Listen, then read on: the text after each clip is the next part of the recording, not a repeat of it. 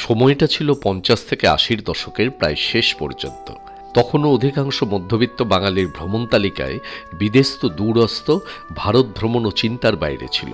লোহার ট্রাঙ্ক, চামড়ার suitcase, bedding আর কেম্বিসের জলের বোতল নিয়ে স্টিম ইঞ্জিনে টানা রেলগাড়ি চড়ে ছোটনাগপুর বিশাল লালমাটির প্রান্তরে উঁচু নিচু টিলায় ঘেরা জায়গাকে বহু বাঙালি পরিবার তখন বেড়াতে যাওয়ার জায়গা হিসেবে বেছে নিত।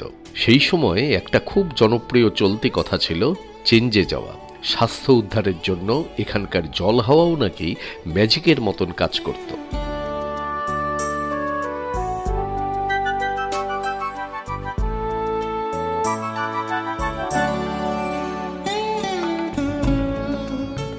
এই চেঞ্জে যাওয়া তখনকার দিনে এতটাই জনপ্রিয় ছিল যে বহু সম্ভ্রান্ত ও প্রতিষ্ঠিত বাঙালি ব্যক্তিত্ব এখানে এসে স্থায়ীভাবে বসতবাড়ি তৈরি করে বছরের একটা নির্দিষ্ট সময়ে বসবাস শুরু করলেন। বিভিন্ন সাহিত্যিকদের গল্প, উপন্যাস এবং বিভিন্ন চলচ্চিত্রের পটভূমি হিসেবে ধীরে ধীরে জনপ্রিয় হয়ে উঠল তৎকালীন বিহারের গিরিডি, মধুপুর, শিমুলতলা ইত্যাদি বিভিন্ন জায়গা।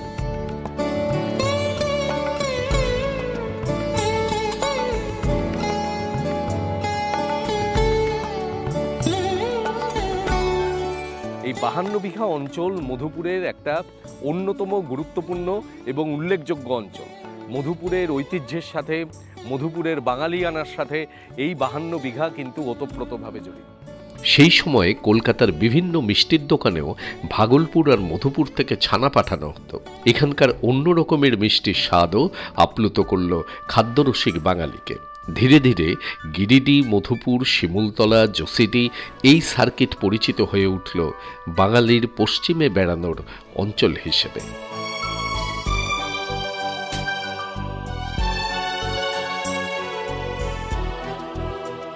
তারপর ধীরে ধীরে সময়ের পরিবর্তনের সাথে সাথে দেশ ছাড়িয়ে মধ্যবিত্ত বাঙালি খুঁজে নিল বিদেশের পথ। স্মৃতির অতলে হারিয়ে গেল এই সকল জায়গা।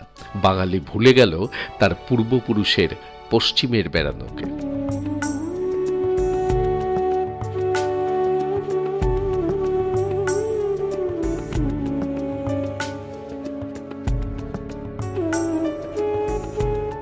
এই নস্টালজিয়াকে সঙ্গে নিয়েই এইবার আমরা কয়েকজন বন্ধু মিলে দল বেঁধে হৈ হৈ করে কয়েকটা দিন কাটিয়ে এলাম এখনকার ঝাড়খণ্ড এবং বিহারের এই অঞ্চলগুলিতে।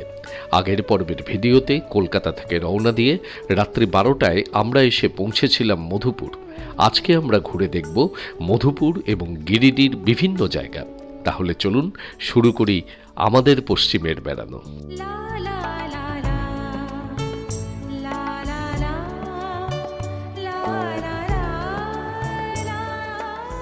রাত্রি 12টার সময় পৌঁছেও আমাদের টোটো পেতে কিন্তু কোনো অসুবিধা হলো না। টোটো পেয়ে গেলাম, তবে স্বাভাবিকভাবেই এত রাত্রে বলে ভাড়াটা কিঞ্চিত বেশি নিল। এই যে টোটোতে সব লাগেজ তোলা হচ্ছে। এখান থেকে আমাদের হোটেলের দূরত্ব 1 কিলোমিটার। আমরা পৌঁছে যাই সেখানে।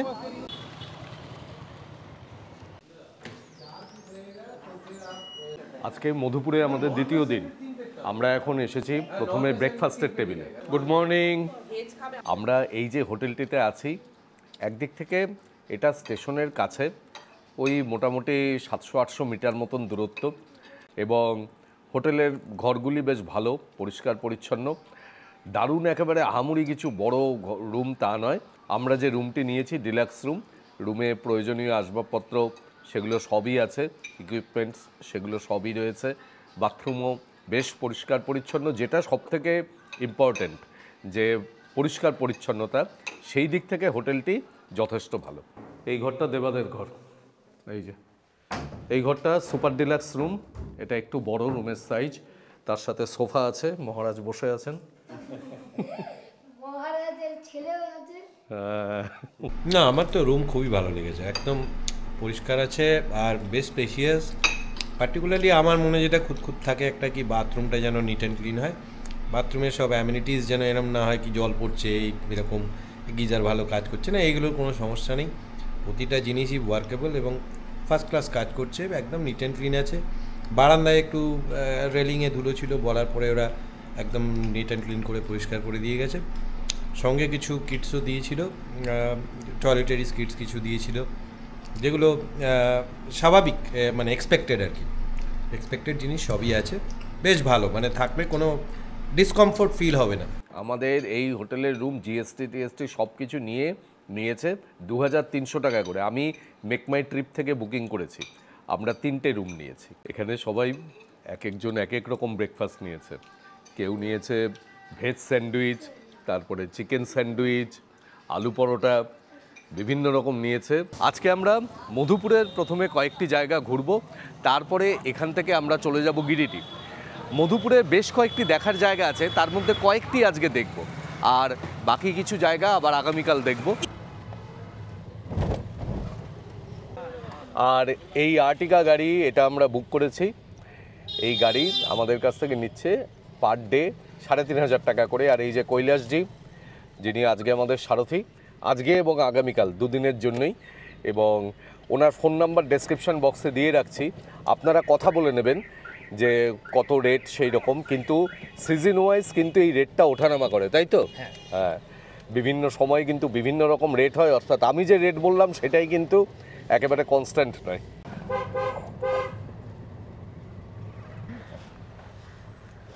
আর এই গাড়িতে এই পেছনে বুবুরা 3 জন বসেছে, আর একদম পেছনে বসেছে পার্থ আর দেবাশিস, আর এইখানে সামনে আমি এই পুচকেকে নিয়ে বসেছি।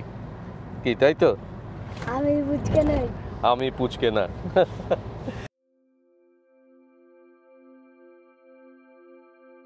স্টেশন থেকে মাত্র 1/2 কিলোমিটার দূরত্বে আপনারা এখানে এসে পৌঁছাতে পারেন সেন্ট কলম্বাস চার্চে। এই সেন্ট কলম্বাস চার্চ এইখানকার একটি অন্যতম প্রাচীন ঐতিহ্যের নিদর্শন, এবং এই যে দেখুন চার্চটি।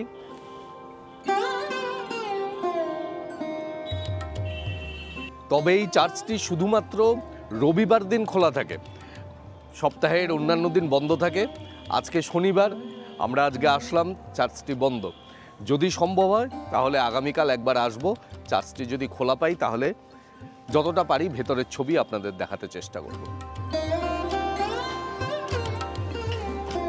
এই যে বাড়িটির সামনে আমি দাঁড়িয়ে আছি, এই বাড়িটিতে মধুপুরে এসে একসময় রবীন্দ্রনাথ ঠাকুর এখানে উঠেছিলেন।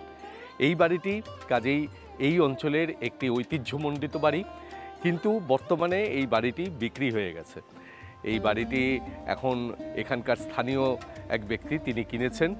বর্তমানে এই যে জায়গাটি আমি দেখাচ্ছি, আশেপাশের জায়গাটি, সেই জায়গাটিতে আবার বিয়েবাড়ি হিসেবেও ভাড়া দেওয়া হয়, কিন্তু বাড়িটি একটি এখানকার ঐতিহ্যের স্মৃতি বহন করছে।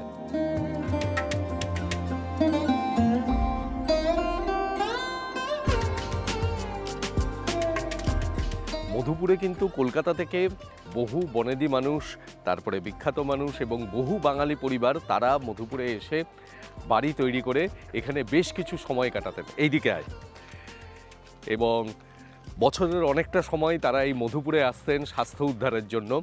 এইখানে মধুপুরে বেশ কিছু এইরকম পুরনো বনেদি বাঙালি বাড়ির নিদর্শন এখনও রয়েছে। অনেক বাড়ি হাত বদল হয়ে গেছে, বর্তমানে রক্ষণাবেক্ষণের অভাবে বেশিরভাগ বাড়ি নষ্ট হয়ে গেছে। কিছু কিছু বাড়ি সেগুলো রেনোভেশন করে সেগুলোকে গেস্ট হাউসে পরিণত করা হয়েছে। তো এইখানে আমরা এইরকম একটি বাড়ির সামনে এসেছি। আর এই যে জায়গাটি, এই জায়গাটি হলো 52 বিঘা। আমরা এখন যে জায়গাটিতে রয়েছি, এই 52 বিঘা অঞ্চল মধুপুরের একটা অন্যতম গুরুত্বপূর্ণ এবং উল্লেখযোগ্য অঞ্চল। মধুপুরের ঐতিহ্যের সাথে, মধুপুরের বাঙালিয়ানার সাথে এই 52 বিঘা কিন্তু ওতপ্রোতভাবে জড়িত। এই মধুপুর অঞ্চলে বহু পুরনো বাংলা এবং হিন্দি সিনেমারও শুটিং হয়েছে। এই অঞ্চলে যে পুরনো বাড়িগুলি, সেখানে দাদার কীর্তির শুটিং হয়েছে। তারপরে অমল পালেকারের একটি সিনেমা ছিল বাসু চ্যাটার্জির চিতচোর, সেই চিতচোরের শুটিং হয়েছিল এই মধুপুরে। কলকাতা বিশ্ববিদ্যালয়ের vice chancellor sir Ashutosh Mukhopadhyay, যিনি কলকাতা বিশ্ববিদ্যালয়, রাজাবাজার সায়েন্স কলেজ, তারপরে যাদবপুর বিশ্ববিদ্যালয় ইত্যাদি নির্মাণে অগ্রণী ভূমিকা গ্রহণ করেছিলেন, সেই আশুতোষ মুখোপাধ্যায় এবং তার ছোট ছেলে উমাপ্রসাদ মুখোপাধ্যায়, এনারা মধুপুরে এসে বেশ কয়েক বছর তাদের জীবনের একটা বড় অংশ তারা এখানে বাস করেছিলেন। এবং উমাপ্রসাদ মুখোপাধ্যায় তিনি একজন প্রখ্যাত ভ্রমণ লেখক ছিলেন।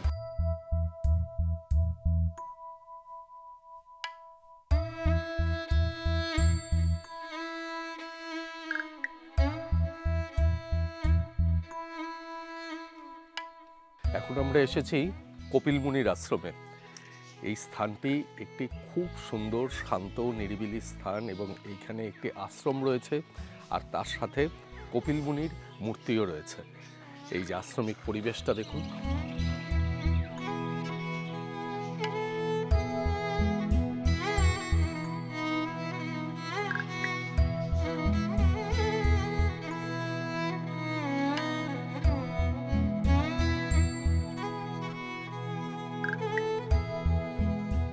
তুইও কি ছবি তুলছিস? ভিডিও? আচ্ছা।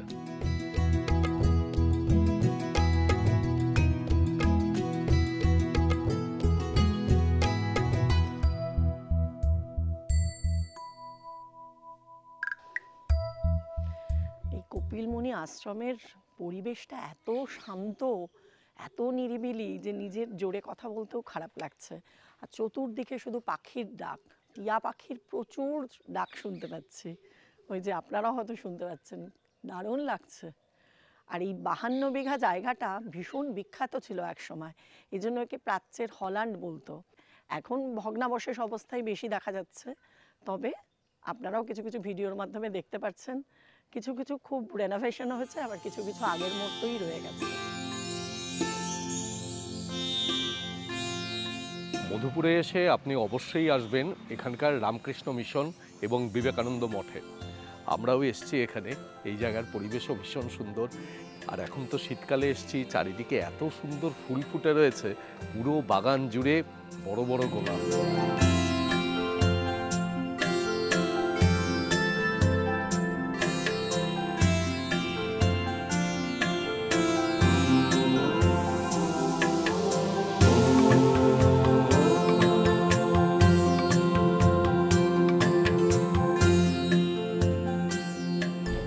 সুন্দর বাগানটা দেখে না মন ভরে গেল। এত বড় বড় গোলাপ, এক একটা যেন এরম বড় বড়, দারুণ লাগে। মনে হচ্ছে এখানে সারা দিনটা বসে কাটিয়ে দিই, জব ফ্যান এসবই করি। সত্যি ভীষণ ভালো লাগছে, খুব ভালো পরিবেশটা। ওই জন্যই চুপ করে বসে থাকবো। বিবেকানন্দ মঠ দেখে নিয়ে এখন আমরা রওনা দিচ্ছি বুড়াই পাহাড়ের উদ্দেশ্যে। তবে মধুপুরের এই যে আশেপাশের জায়গাগুলি, মানে মধুপুর সাইট সিইং হিসাবে, সেই জায়গাগুলি কিন্তু আপনারা একটা টোটো নিয়েও ঘুরে দেখতে পারেন। ওই মোটামুটি 200-300 টাকা মতন টোটো নেবে।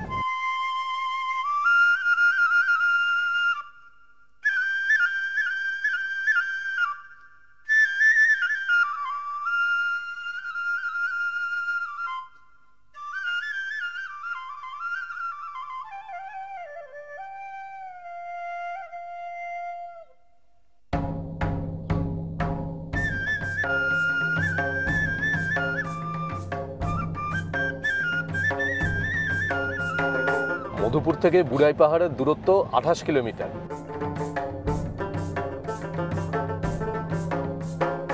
এই যে চারপাশে এইরকম ছোট ছোট টিলা আর ধুধু প্রান্তর, এটাই হচ্ছে কিন্তু মধুপুরের অ্যাকচুয়াল ল্যান্ডস্কেপ, মানে পুরো এই অঞ্চলটারই। এই যে মধুপুর জায়গাটা, এই জায়গাটা হচ্ছে রাজমহল পাহাড়ের লোয়ার এক্সটেনশন পার্ট। আর এই মধুপুরের দুপাশ দিয়ে দুটো নদী গেছে, একটা নদীর নাম পাত্র, আরেকটির নাম হচ্ছে জয়ন্তী। এই পাত্র নদীকে এখানকার আদিবাসী সম্প্রদায় তারা পাত্রও নাম বলেন। তো এই পাত্রই হোক বা পাত্রই হোক, এই দুটি নদী অর্থাৎ পাত্র এবং জয়ন্তী, এই দুটি নদীর মাঝখানে হচ্ছে এই মধুপুর।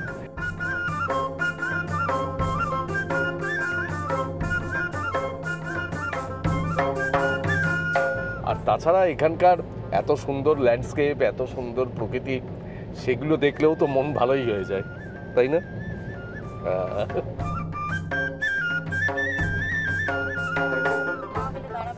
আমিও খাবো ডাব। ডাব খাবে? হ্যাঁ আমিও ডাব। আর এই যে পাত্র আর জয়ন্তী নদী বললাম, এই দুটো নদীই কিন্তু হচ্ছে অজয় নদীর ট্রিবিউটারিজ। আর এই অজয় আবার গিয়ে পড়েছে কাটোয়ার কাছে গঙ্গাতে। অজয় নদীরই একটা রূপ টালিগঞ্জের মুচিপাড়ায় থাকে, যিনি এখন পেছনে ঘুমোচ্ছেন, মাথা ব্যথা করছে।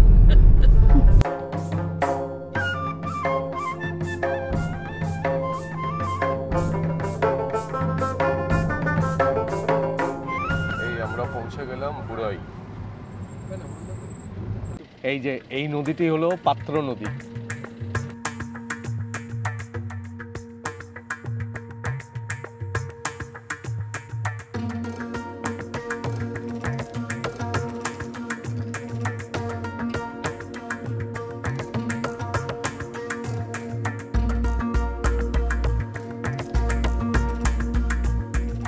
আমরা এসে পৌঁছালাম বুড়াই পাহাড়ে। এই চারিদিকে পাহাড়, মাঝখানে একটি জলাশয় রয়েছে, এখানে একটি মন্দিরও রয়েছে। আর এই পাহাড়ের প্যাটার্নটি একটু অদ্ভুত ধরনের, মানে বিভিন্ন জায়গাতে এই ওয়েদার্ড হয়ে এই পাথরগুলো পুরো খাঁচ কাটা হয়েছে, গর্ত রয়েছে মাঝখানে বিভিন্ন ধরনের, আর বিভিন্ন রকমের শেপও তৈরি হয়েছে। চলুন দেখাচ্ছি।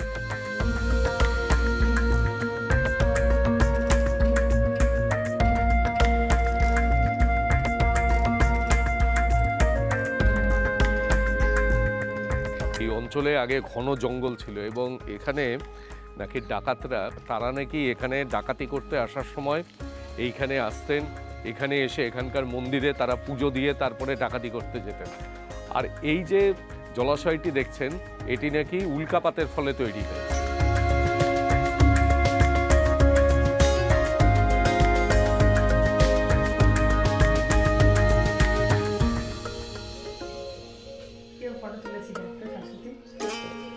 ফটোগ্রাফার না থাকলেও জিও সুপার ছবি। উল্কা ওয়েদারের ব্যাপার নয়, যে যে জায়গাতে প্রধানত এই ধরনের ইগনিয়াস রক থাকে তার মধ্যে কিছু সফট রকও থাকে। ইগনিয়াস হচ্ছে হার্ড রক, আর এই সফট রকগুলো এগুলো ওয়েদার্ড হয় বৃষ্টির জলে বা বিভিন্ন ধরনের রাসায়নিক ক্রিয়াকলাপের ফলে। সেই সফট রকগুলো ওয়েদার্ড হয়ে সেইখান থেকে তোমার সরে যায়, আর হার্ড রকগুলো থাকে। আর যে জায়গা থেকে এই সফট রকগুলো সেগুলো সব ওয়েদার্ড হয়ে যায়, সেই জায়গাগুলোতে এইরকম হোল তৈরি করে। তো আমি হাত দিয়েও দেখছি এই যে কিছু কিছু জিনিস ভঙ্গুর কিন্তু এখনো। তাই না? হ্যাঁ, হাত দিলে ভেঙে পড়ছে। এই আঙুল দিয়ে এই জায়গাগুলো করছে, খুড়মুড় করে বেরিয়ে পড়ছে। এই যে আমরা দাঁড়িয়ে আছি এখন যে জায়গাটার সামনে, এই জায়গাটির গুহাটি বেশ বড়। যেতে পারে, হ্যাঁ, পড়ে যেতে পারে। মরে যেতে পারে, ও আমাকে জিজ্ঞেস করছে যে এটা কোনোদিনও পড়ে যেতে পারে। এটা কিন্তু পড়েও যেতে পারে। মরেও যেতে পারে। আর এই ধরনের ন্যাচারাল শেপ তৈরি হলে, এটা তো আমাদের দেশে আছেই, সব কিছুর সাথেই তো ধর্ম জড়িয়ে যায়। এখানেও এখানকার স্থানীয় লোকেরা বললেন যে রাম সীতা নাকি বনবাসের সময় এসে এই গুহাতে বাস করেছিলেন। আপনাদের কাছে সেই তথ্যটা রাখলাম। এটা ধর্মীয় মত। আগে দেখে নাও। এই ছবি তোলার জন্য এই জায়গাটা দারুণ। হ্যাঁ সত্যি তাই, অনেক ছবি তুললাম আমরা এখানে, কিন্তু এত সুন্দর ল্যান্ডস্কেপটা না দুর্দান্ত ছবিতে আসছে। এই যে যেতে যেতে কথা বলছি, কতটা আপনারা কিভাবে বুঝতে পারছেন জানি না। এই পুচকে বলছে ওকে নাকি সব সময় দেখাতে হবে। তো যাই হোক, এখন আমরা যাচ্ছি উশ্রী ফলস। এইখান থেকে মোটামুটি 49 কিলোমিটার মতন দূরত্ব।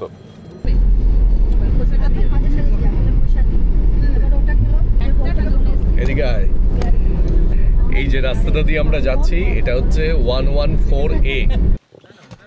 রাস্তায় এক জায়গায় চা খেতে দাঁড়ালাম।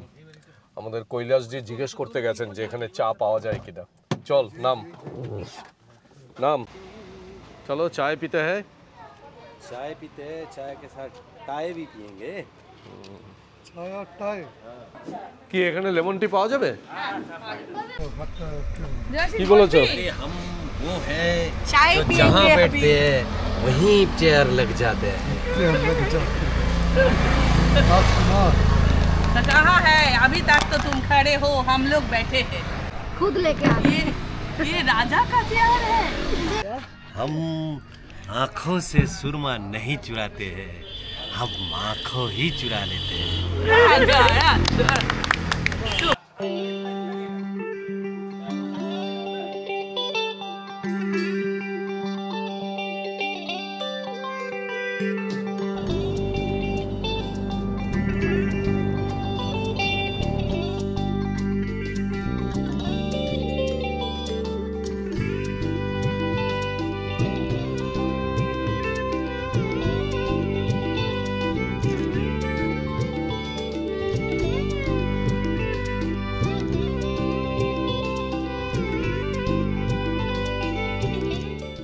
আমরা এখন এসেছি গিরিডিতে।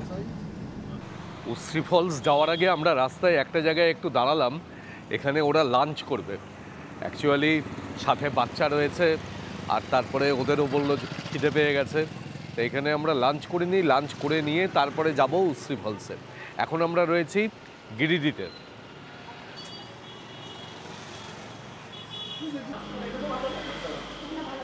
এখানে এক একজন এক এক রকম খাবার অর্ডার দিয়েছে।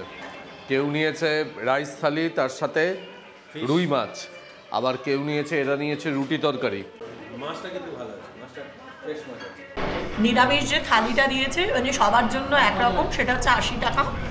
মাছ যেটা দিয়েছে সেটা হচ্ছে 2 পিস 70 টাকা। আর আমাদের পনির বাটার মশলা দিয়েছে ওটা 1 প্লেট 280 টাকা। 180 টাকা। ও আমাদের যে পনির বাটার মশলাটা দিয়েছে ওটা 180 টাকা, আর রুটি 10 টাকা করে। এই। প্রফেসর শঙ্কু এই গিরিডিতে থাকতেন আর বিকেলবেলা উশ্রী নদীর পাড়ে বেড়াতে যেতেন। আর আমরাও এই গিরিডিতে খাওয়া দাওয়া সারলাম, এরপরে আমরা যাচ্ছি উশ্রীর পাড়ে বেড়াতে। এই গিরিডি থেকে উশ্রী ফলসের দূরত্ব 10 কিলোমিটার মতন। 40, এখানে 40 টাকা টোল দিতে হবে। এই দেখুন, এইখান দিয়ে বয়ে যাচ্ছে উশ্রী নদী। আমরা পৌঁছে গেলাম উশ্রী ফলসে। এই যে দেখুন, এইখান দিয়ে ঢুকে যেতে হবে, ওই সামনে ফলস।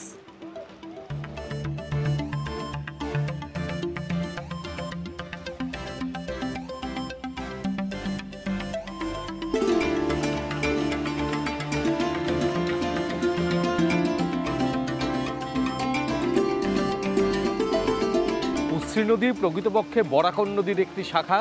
এইখানে উশ্রী 3টি ধারায় বিভক্ত হয়ে পাহাড় থেকে নিচে নেমে আসছে।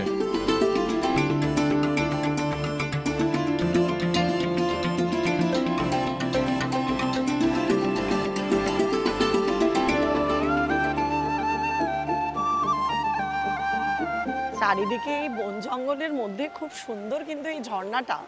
আর দেখছি চারিদিকে প্রচুর মানুষ এখানে পিকনিক করতে এসছে, কিন্তু জায়গাটা কিন্তু খুব অপরিষ্কারও করছে, এটাও একটা খারাপ ব্যাপার। জায়গাটা যদি একটু ঠিকঠাক পরিষ্কার পরিচ্ছন্ন রেখে যদি তারা তাদের আনন্দ উৎসব করে তাহলে কিন্তু একটু বেশিই ভালো লাগতো আর কি দেখে।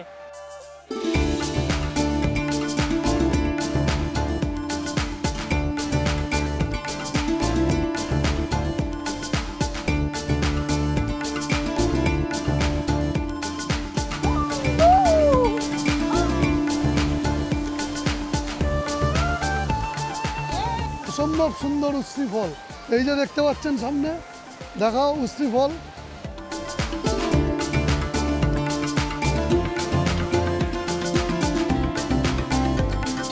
এই উশ্রীর পাড়ে এসে না দারুণ লাগবে, এত সুন্দর ঝর্ণা, মানে এত ভালো লাগছে, সবাই মিলে এসেছি, অসাধারণ না? আর শীতের সময় যে এত জল পাবো এটা তো ভাবতেই পারিনি। আমি ভাবছি যে বর্ষাকালে আসলে এখানের কি অবস্থা হবে, এখানে বসে থাকলে পুরো বোধহয় স্নান করিয়ে দেবে। দুর্দান্ত লাগছে, দুর্দান্ত। আর আমরা বন্ধুরা মিলে এসেছি বলে আনন্দটা মানে সবাই মিলে আসলে অসাধারণ লাগবে। একদম একদম।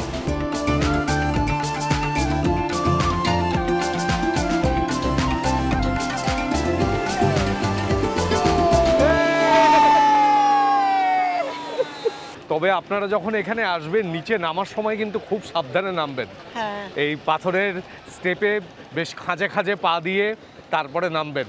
বেশি তাড়াহুড়ো করবেন না, ধীরে সুস্থে নামবেন, তারপরে দারুণ এনজয় করবেন। হ্যাঁ, প্রচন্ড স্লিপারি আর পাথরগুলো ভীষণই অসমান আর মাঝে মাঝে আবার নড়ছেও, কাজেই একটু সাবধানে নামলেই কোনো সমস্যা নেই। এখন আমরা যাচ্ছি খান্ডলি ড্যাম দেখতে। গিরিডি থেকে আমরা এইদিকে এলাম উশ্রী ফলস দেখতে, আর গিরিডি থেকে প্রায় 39 কিলোমিটার মতন গেলে পরে পারশনাথ, যেটি জৈনদের একটি উল্লেখযোগ্য তীর্থক্ষেত্র। 23তম জৈন তীর্থঙ্কর পার্শ্বনাথ তিনি এইখানে পরিত্রাণ লাভ করেছিলেন, এবং এইখানে এই পারশনাথ পাহাড়ের উপরে সেখানে শিখরজি মন্দির রয়েছে। এছাড়াও আরও অনেক জৈন তীর্থঙ্করের মন্দিরও সেইখানে রয়েছে। আর এই পারশনাথ ঝাড়খণ্ডের সর্বোচ্চ পর্বতশৃঙ্গ, কিন্তু ওই পাহাড়ের উপর পর্যন্ত গিয়ে শিখরজি দর্শন করে ফিরে আসতে প্রায় 8 ঘন্টা মতন সময় লাগে, হেঁটে যাতায়াত করতে হয়। তো আমাদের পক্ষে সেটা এখন সম্ভব নয়, মানে সেই সময়টা আমাদের হাতে নেই। তা সেই কারণে আমরা পারশনাথের দিকে গেলাম না, আমরা যাচ্ছি খান্ডলি ড্যামের দিকে। এই খান্ডলি ড্যামের এখানে পার্কিংয়ের জন্য হচ্ছে 24 টাকা, আর এন্ট্রি ফি হচ্ছে প্রত্যেকের জন্য 14 টাকা করে।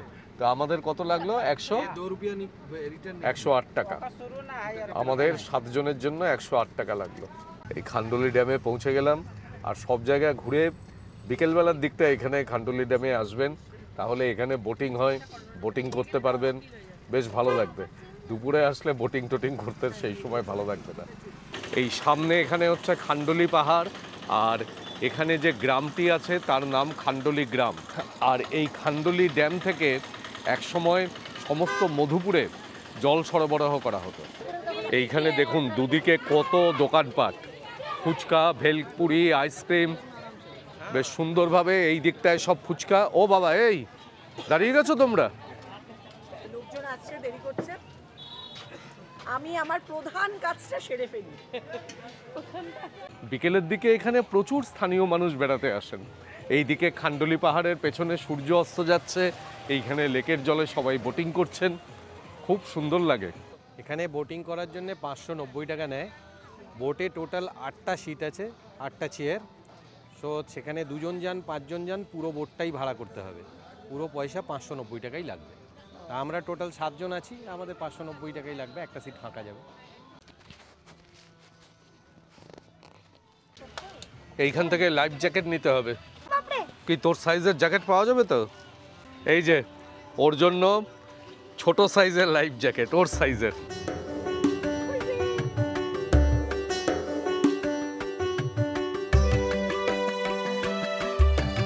দেখুন এখান থেকে সানসেট কি অসাধারণ লাগছে। অপূর্ব অপূর্ব, এত সুন্দর লাগছে। পাহাড়ের কোল ঘেঁষে সূর্যের অস্তমিত রূপ দুর্দান্ত।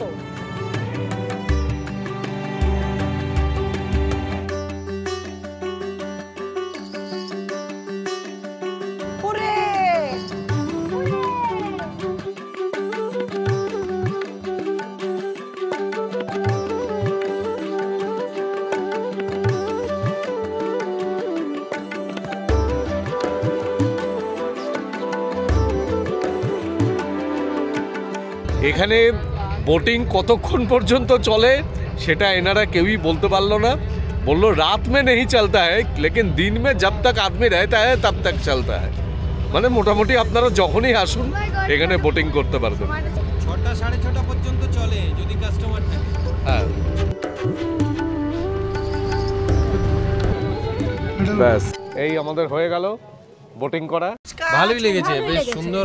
যখন মানে সূর্যাস্তের টাইম, হাওয়া, ঠান্ডা মনোরম পরিবেশ, একটুও গরম লাগছে না, শিরশিরে একটা হাওয়া দুরন্ত লাগলো। এরপরে গিয়ে এক চুমুক কফি মারলে সন্ধ্যাটা জমে যাবে।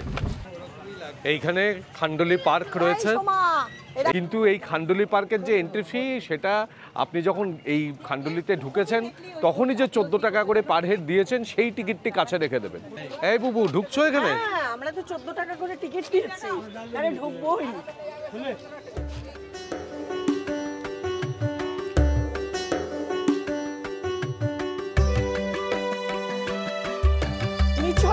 এই দেখ,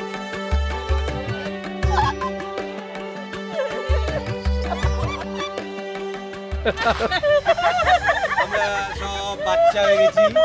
ও মা, আমি এত চড়বো।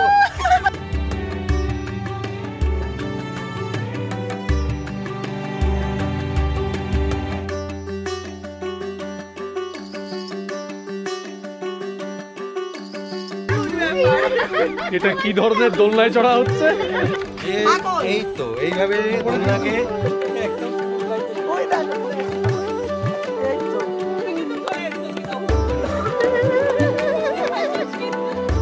একে একে প্রথমে আমি উৎসাহ যোগানোর পরে পার্থদা তারপরে সাহস নিয়ে গেল, এখন এরপরে সোমাও গেছে সাহস নিয়ে। ধীরে ধীরে আমাদের দল ভারী হচ্ছে, সবাই ব্যাকওয়ার্ডে যাচ্ছে, মানে সবার বয়স কমে যাচ্ছে। এই তো আমরা যা এখানে আনন্দ করলাম, এইরকম আনন্দ এই দুজনে যখন আসি তখন কিন্তু এটা হয় না।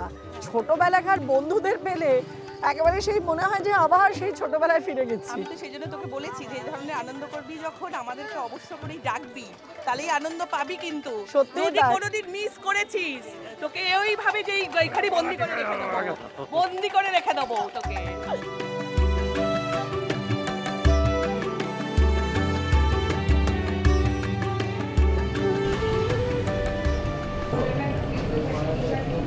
যে যে জায়গাগুলো আমরা ঘুরলাম সেগুলো তো আছেই, কিন্তু মধুপুর মিষ্টির জন্য মারাত্মক বিখ্যাত।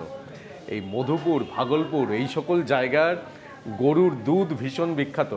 এবং এই মধুপুরে মধু গোপ, গোপ মানে যারা গো পালন করেন, সেই মধু গোপ নামে এক ব্যক্তির নাম অনুসারে এই মধুপুর নাম, তার বিশাল মানে গরুর পাল ছিল, সেই রকম প্রচলিত প্রবাদ। আর এই মধুপুর থেকে দুধ যেত কলকাতার বিভিন্ন বিখ্যাত মিষ্টির দোকানে। অনেক সময় হতো যে বেশ কিছু দুধ অতিরিক্ত হলো, সেগুলো বিক্রি হলো না, সেই দুধ থেকে ছানা তৈরি করে এখানে একটা বিশেষ ধরনের মিষ্টির প্রচলন হয়, সেটা হচ্ছে ছেনা মুরকি। এই ছেনা মুরকি মধুপুরের ভীষণ বিখ্যাত মিষ্টি। আর তাছাড়াও কাজু বরফি রয়েছে, তারপরে রসমালাই রয়েছে, বিভিন্ন ধরনের মিষ্টি রয়েছে। আমরা এইখানে মধুপুরে এসেছি, এখানে ছেনা মুরকি খুব ভালো তৈরি করে একটা দোকান, সেটার নাম হচ্ছে মাখন ভোগ। এই মাখন ভোগ দোকানটি কিন্তু এখানে ছেনা মুরকির জন্য খুব বিখ্যাত। আমরা এসেছি সেই দোকানে, আর এইখানে অন্যান্য মিষ্টিও নেব। এই যে দেখি, নিচ্ছ তোমরা? হ্যাঁ বুবু, নিচ্ছ? কি বলতে? বললাম ছানা মুরগি দিতে, প্রথমে বলছেন যে 100 গ্রামের দাম 21 টাকা। 21 রুপিয়া বলা, 30 100 গ্রামের দাম 30 টাকা। আচ্ছা, তা নাও দেখি। এই যে ছেনা মুরকি নিয়েছি,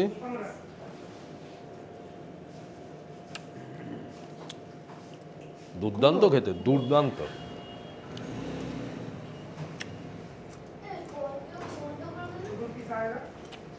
অসাধারণ, মানে এই আমার জন্য ছাড়া কোনো উগ্র ব্যাপার নেই, মিষ্টির মধ্যে কোনো উগ্র ব্যাপার নেই।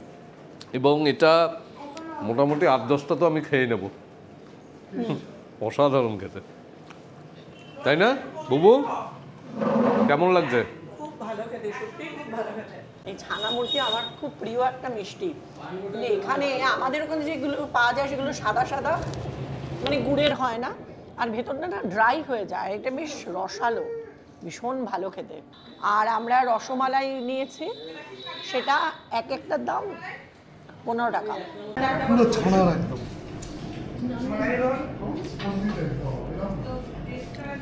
তুমি একটা নাম। আমি তো নেবই। হ্যাঁ, বাহ, এটা একদম মিষ্টি নেই বললেই চলে। অসম্ভব সুন্দর একটা স্বাদ, খুব ভালো। ও, সারাদিন পরে না প্রাণ জুড়িয়ে গেল। কি শুরু করলে আবার এটা? এটা রাবড়ি। এটা দারুণ খেতে, রাবড়ি টেস্ট করবার জন্য নিয়ে আসলাম, কিন্তু অসাধারণ টেস্ট, কারণ মিষ্টিও কম, স্বাদও খুব অনেক বেটার। দেখি রাবড়ি, দেখি। বাহ, এটা একটু অন্যরকম না রাবড়িটা?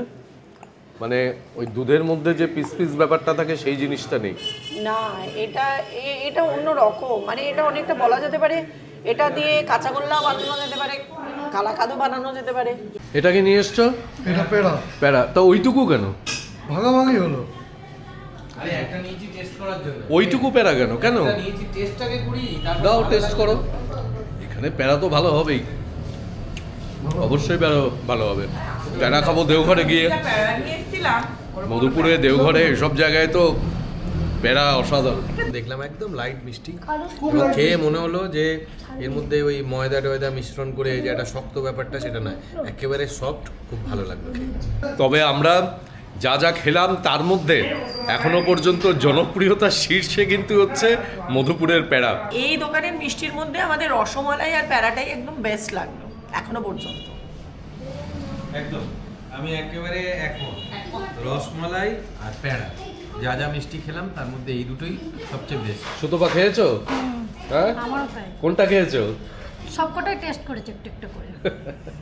মধুপুরের এই মিষ্টির দোকানে খাওয়া দাওয়া করেই আজকে মধুপুরের ভিডিও শেষ করছি। আগামীকাল মধুপুরের আরো 2-1টি জায়গায় যাব এবং সেটা নিয়ে আসবো এর পরের পর্বে। আর আমাদের এই আজকে সারাদিনে মধুপুরে ঘোরাফেরা, খাওয়া দাওয়ার ভিডিও আপনাদের কাছে কেমন লাগলো সেটা কিন্তু অবশ্যই কমেন্ট বক্সে কমেন্ট করে জানাবেন। ভালো লাগলে চ্যানেলটিকে সাবস্ক্রাইব করবেন এবং অবশ্যই আমাদের সঙ্গে থাকবেন।